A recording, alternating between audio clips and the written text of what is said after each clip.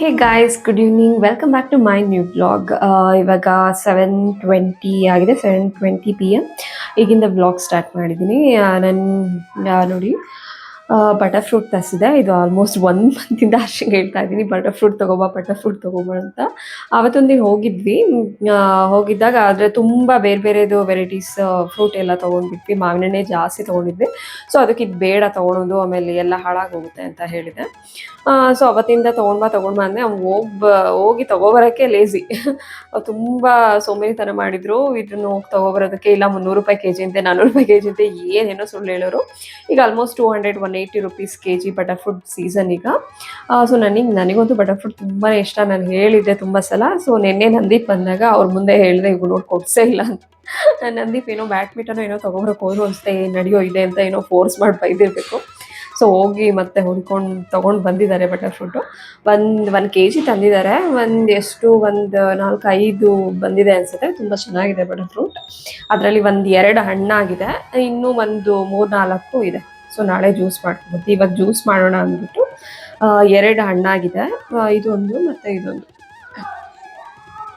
So 2 butter fruit ಈಗ juice ಮಾಡ್ತೀನಿ. 2 butter ಫ್ರೂಟಲ್ಲಿ ಹಾಲು ತರಕ್ಕೆ ಕಳಿಸಿದ್ದೀನಿ. ಈಗ ಹಾಲು ತೊಗೊಂಡು ಎಲ್ಲ ಹಾಳಾಗಿ ಹೋಗ್ಬಿಡುತ್ತೆ. ಇವಾಗ ಹಣ್ಣಾಗಿದೆ ಮಾಡಿಬಿಡ್ತೀನಿ ಅಂತ ಹೇಳ್ತೀನಿ. ಸೊ ಈಗ ಜ್ಯೂಸ್ ಮಾಡ್ಕೊಬಿಡಿಯೋಣ. ಬಟರ್ ಫ್ರೂಟ್ಗೆ ಕನ್ನಡದಲ್ಲಿ ಬೆಣ್ಣೆಹಣ್ಣು ಅಂತ ಹೇಳ್ತಾರೆ. ಓಕೆ, ನಮ್ಮ ಕುಂದನ್ ಏನು ಮಾಡ್ತಿದೆ ಅಂತ ನೋಡೋಣ. ಕಡಲೆಕಾಯಿ ತಂದಿದೆ 1 ಕೆಜಿ. ಕಡಲೆಕಾಯಿನ ಬೇಯಿಸಿದ್ದೀನಿ. ಇನ್ನೊಂದು ಸ್ವಲ್ಪ ವಿಷಲ್ ಆರಬೇಕು ಅಷ್ಟೇ. ಎಲ್ಲ ಕಡಲೆಕಾಯಿ ತಿಂದ್ಬಿಟ್ಟು ಆಮೇಲೆ ಸಾಂಬಾರಿದೆ. ಸಾಂಬಾರು ಸ್ವಲ್ಪ ಅನ್ನ ಮಾಡೋದ, ಏನು ಎಷ್ಟು ಮಾಡೋದು ನೋಡ್ತೀನಿ. ಮುದ್ದೆ ಮಾಡಲ್ಲ, ಯಾಕೆಂದರೆ ಕಡಲೆಕಾಯಿ ತಿಂದಿರ್ತೀವಿ, ಹೊಟ್ಟೆ ತುಂಬಿರುತ್ತೆ, ತಿನ್ನೋಕ್ಕಾಗಲ್ಲ ಇದು. ಸೊ ನೋಡಿಕೊಂಡು ಕಡಲೆಕಾಯಿ ತಿಂದು ಜ್ಯೂಸ್ ಕುಡಿದು ಆದಮೇಲೆ ಅದು ನೋಡಿಕೊಂಡು ಆಮೇಲೆ ಸ್ವಲ್ಪ ಅನ್ನಕ್ಕೆ ಇಡ್ತೀನಿ. ಸೊ ಇವತ್ತಿನ ಡಿನ್ನರ್ ಫಿನಿಶ್ ಆಗುತ್ತೆ. ನಮ್ಮ ಕುಂದ ನೋಡೋಣ ಏನು ಮಾಡ್ತೀನಿ ಅಂತ ತೋರಿಸ್ತೀನಿ ಬನ್ನಿ. ಕುಂದನ್ ಈಗಿದ್ದ. ಎಲ್ಲರೂ ಹರ್ಷ ಮತ್ತು ಕುಂದನ್ ಮಲಗಿದ್ರು. ಈಗ 7 ಗಂಟೆಗೆ ಎದ್ದಿರೋದು ನೋಡಿ. ಎದ್ಬಿಟ್ಟು TV ನೋಡ್ತಾ ಇದ್ದಾನೆ. ಕುಂದನ್ ಸೇ ಹಾಯ್ ಮಾಡೋ. ನೀನು ಇವತ್ತು ಮಾಡಲ್ವಾ ವ್ಲಾಗ್? ಕುಂದನ್ ವ್ಲಾಗ್ ಮಾಡಲ್ವಾ? ಕುಂದನ್ ನೋಡು, ಮಾತಾಡಲ್ವಾ? ಕಡಲೆಕಾಯಿ ಬೇಕಾ? ಜಾಸ್ತಿ ಬೇಕಾ? ಕುಂದನ್ ಓಯ್, ಯಾಕೆ ಯಾಕೆ, ಏನಾಯ್ತು? ಜ್ಯೂಸ್ ಮಾಡ್ಕೊಡ್ಲಾ? ಮತ್ತೆ ಏನು ಬೇಕು? ಕಡಲೆಕಾಯಿ ಬೇಕಾ? ಓಕೆ, ನಮ್ಮ ಕುಂದನ್ಗೆ ಕಡಲೆಕಾಯಿ ಅಂದರೆ ತುಂಬ ಇಷ್ಟ. ಅವನಿಗೂ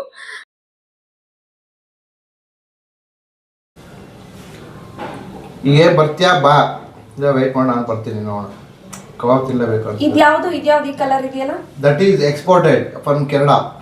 ಕೆನಡಾಯಿಂದ ಎಕ್ಸ್ಪೋರ್ಟ್? ಸುಳ್ಳು ಹೇಳ್ಬೇಡ ನೀನು. ಎಕ್ಸ್ಪೋರ್ಟ್ ಅದು ಕೆನಡಾದು. ಕೆನಡಾದೇನಾ? ಸುಳ್ಳು ಹೇಳ್ಬೇಡ ನೋಡು. ದೀಪ, ಅವಕಾಡೋ ನಿಮ್ಮ ಕಡೆ ಕಪ್ಪು ಇರ್ತಾನೆ ಕೆನಡಾದು.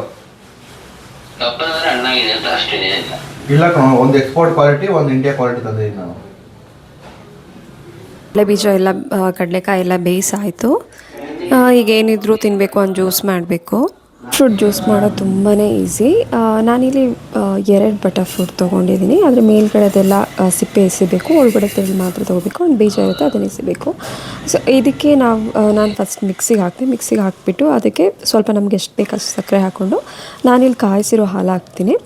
ಹಾಲನ್ನ ಚೆನ್ನಾಗಿ ಕಾಯಿಸ್ಬಿಟ್ಟು ಅದು ಆರಿದ ಮೇಲೆ 1 ಗ್ಲಾಸ್ ಹಾಲು ಹಾಕ್ಬಿಟ್ಟು ಮಿಕ್ಸಿಲಿ ರುಬ್ಬಿದ್ರೆ ಬಟರ್ ಫ್ರೂಟ್ ಜ್ಯೂಸ್ ರೆಡಿ ಆಗುತ್ತೆ. ಆ್ಯಂಡ್ ಹರ್ಷಂಗೂ ಇಷ್ಟ. ನಮ್ಮ ಕುಂದನ್ ಅಷ್ಟೊಂದು ಇಷ್ಟಪಡಲ್ಲ ಬಟರ್ ಫ್ರೂಟ್ ಜ್ಯೂಸ್. ಆ್ಯಂಡ್ ಹರ್ಷ ಇಷ್ಟು ಜಾಸ್ತಿ ಇದೆ, ಇಷ್ಟು ಕೊಡಲ್ಲ ಅಂದ್ಬಿಟ್ಟು ಅವನಿಗೆ ಅರ್ಧ ಕೊಟ್ಟಿದ್ದೀನಿ. ಏಕೆಂದರೆ ಸ್ವಲ್ಪ 1 ಗ್ಲಾಸ್ ತುಂಬಾ ಜಾಸ್ತಿ ಆಯಿತು. ಆ್ಯಂಡ್ ತುಂಬ ತಿಕ್ ಬೇರೆ ಇದೆ. ಇದಕ್ಕೆ ಇನ್ನೊಂದು ಸ್ವಲ್ಪ ಹಾಲು ಬಿಡಬೇಕಾಯಿತು. ನಂಗೆ ತುಂಬ ಹಾಲು ಬಿಟ್ಟರೆ ಅಷ್ಟೊಂದು ಇಷ್ಟ ಆಗೋಲ್ಲ. ಗ್ರೀನ್ ಕಲರ್ ತುಂಬ ಇಷ್ಟ ಆಗುತ್ತೆ. ಅದಕ್ಕೋಸ್ಕರ ನಾನು ಹರ್ಷಂಗೆ ಅದನ್ನು ಹಾಫ್ ಕೊಟ್ಬಿಟ್ಟು ಸ್ವಲ್ಪ ಕುಂದನಿಗೆ ಕೊಟ್ಟೆ. ಆ್ಯಂಡ್ ನಾನು ಸ್ವಲ್ಪ ಹಾಕ್ಕೊಂಡು ಅದರಲ್ಲೇ ಕೊಡ್ತೆ. ಆ್ಯಂಡ್ ಇನ್ನೂ ಒಂದು ಸ್ವಲ್ಪ ಮಿಕ್ಸಿಲಿ ಹಾಗೇ ಇದೆ. ನಂದಿ ಬರ್ತೀನಿ ಅಂತ ಹೇಳಿದರು, ಅವ್ರು ಬರಲಿಲ್ಲ. ಸೊ ಫ್ರಿಜ್ಜಿಗೆ ಇಟ್ಟಿದೆ.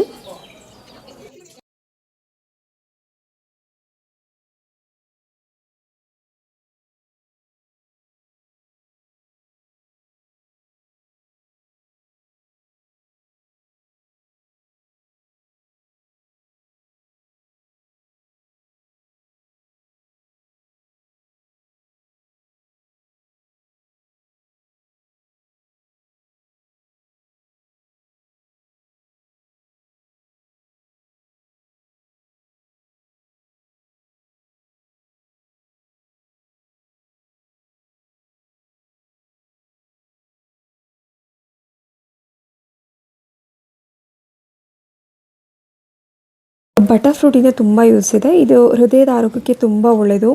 ಇದು ಉತ್ತಮ ಕೊಬ್ಬು ಅಂದರೆ ಹೆಲ್ದಿ ಫ್ಯಾಟ್ಸ್ ಇರುತ್ತೆ ಇದರಲ್ಲಿ.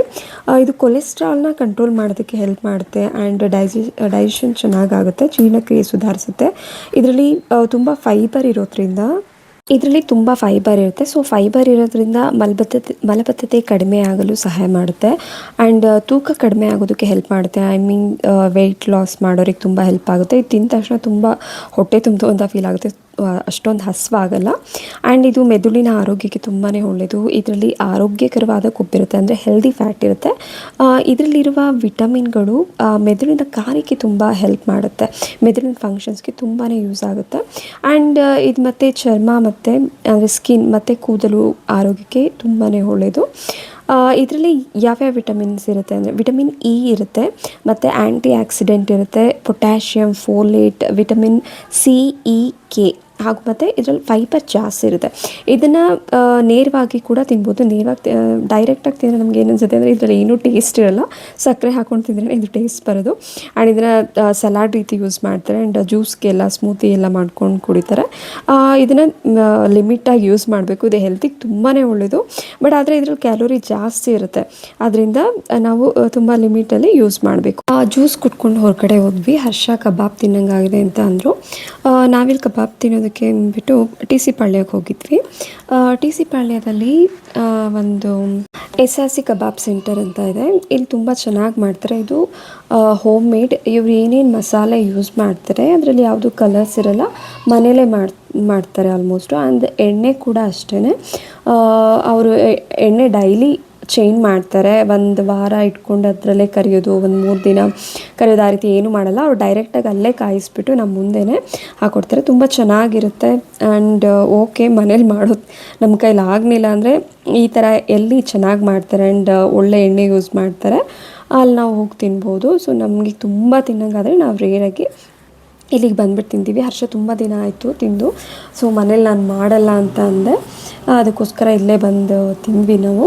ಟೇಸ್ಟ್ ತುಂಬ ಚೆನ್ನಾಗಿದೆ, ನೀವು ಒಂದು ಸಲ ಟ್ರೈ ಮಾಡಿ. ಸೊ ಇದು ಇವತ್ತಿನ ವ್ಲಾಗ್ ಆಗಿತ್ತು. ಆ್ಯಂಡ್ ನನ್ನ ಯೂಟ್ಯೂಬ್ ಚಾನಲ್ಗೆ ಯಾರೆಲ್ಲ ಸಬ್ಸ್ಕ್ರೈಬ್ ಆಗಿಲ್ಲ, ಸಬ್ಸ್ಕ್ರೈಬ್ ಆಗಿ ಆ್ಯಂಡ್ ಲೈಕ್ ಮಾಡಿ, ಕಮೆಂಟ್ ಮಾಡಿ ಆ್ಯಂಡ್ ಶೇರ್ ಮಾಡಿ. ಕಬಾಬ್ ಮಾತ್ರ ಸೂಪರಾಗಿತ್ತು. ನೀವು ಒಂದು ಸಲ ಬ್ಯಾಂಗ್ಳೂರಿಗೆ ಬಂದರೆ ಟಿ ಸಿ ಪಾಳ್ಯದಲ್ಲಿರೋ SRC ಕಬಾಬ್ನ ಒಂದು ಸಲ ಹೋಗಿ ಟೇಸ್ಟ್ ಮಾಡಿ ಕಬಾಬ್ನ. Okay, thank you so much guys.